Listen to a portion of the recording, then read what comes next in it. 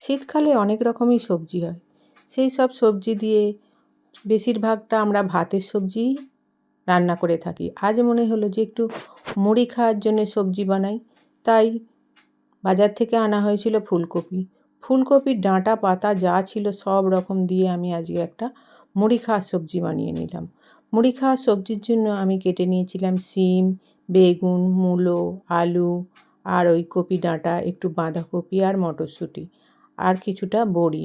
এখন আমি কড়াইটা বসিয়ে দিয়ে কড়াইয়ের মধ্যে তেল দিয়ে আমি বড়িটাকে লাল লাল করে ভেজে নিচ্ছি।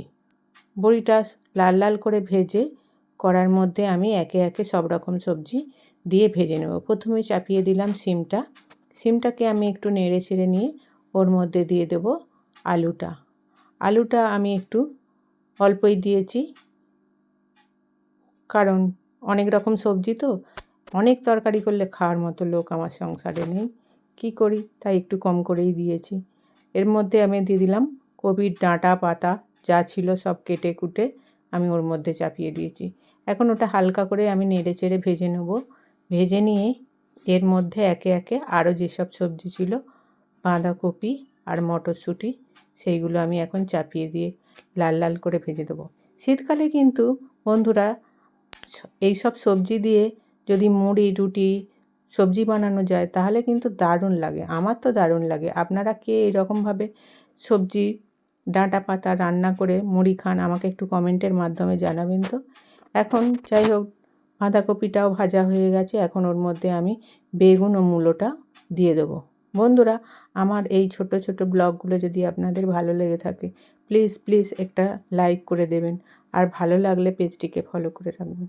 যদি ইউটিউব থেকে দেখেন তাহলে আমার পেজটা সাবস্ক্রাইব করে নেবেন। যাই হোক, এখন আমার সবজিটাও ভালো করে ভাজা হয়ে গেছে। দেখুন কত সুন্দর ভেজে নিয়েছি। এখন আমি ওর মধ্যে যেসব মশলা সেগুলো দিয়ে দেবো। আমি বেশি কিছু মশলা দেবো না।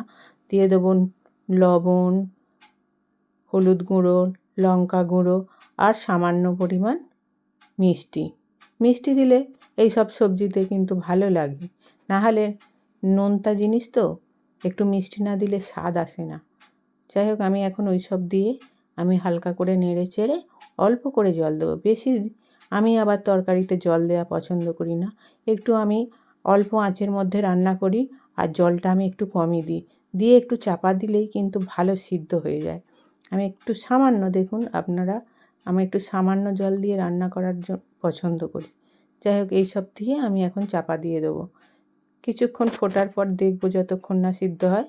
সিদ্ধ আমার হয়ে গেলে আমি ওটাকে ভালো করে নেড়ে চেড়ে নেবো।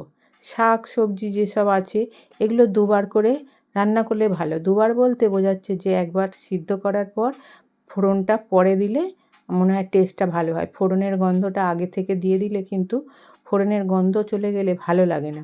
ওই জন্য লাস্টের দিকে যদি ফোড়ন দেওয়া হয় তাহলে কিন্তু সবজিটা খুব ভালো খেতে লাগে, গন্ধটা খুব ভালো থাকে তো। ওই জন্যে আমি প্রত্যেকটা সবজি বেশিরভাগ সময়, বিশেষ করে শাকের মতো সবজি, আমি দুবার করে সাঁতলানোর চেষ্টা করি। যাই হোক, আমি এখন আমার সবজিটা নামিয়ে কড়াইয়ের মধ্যে 5 ফোড়ন, তেল ও একটা তেজপাতা দিয়ে দেবো।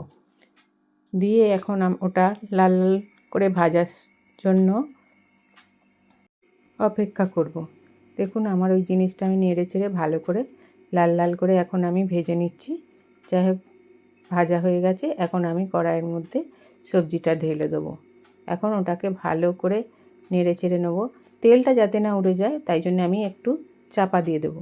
দিয়ে তারপরে আমি ওটাকে ভালো করে নেড়ে চেড়ে সবজির ওপরে আমি একটু ভাজা মশলা বলতে আমি বেশিরভাগ সময় জিরে ভাজার মশলাটাই দিই। আমি অন্য তেমন কিছু দিই না। খেতে কিন্তু দারুণ হয়। এইভাবে একটা বন্ধুরা রান্না করে দেখবেন।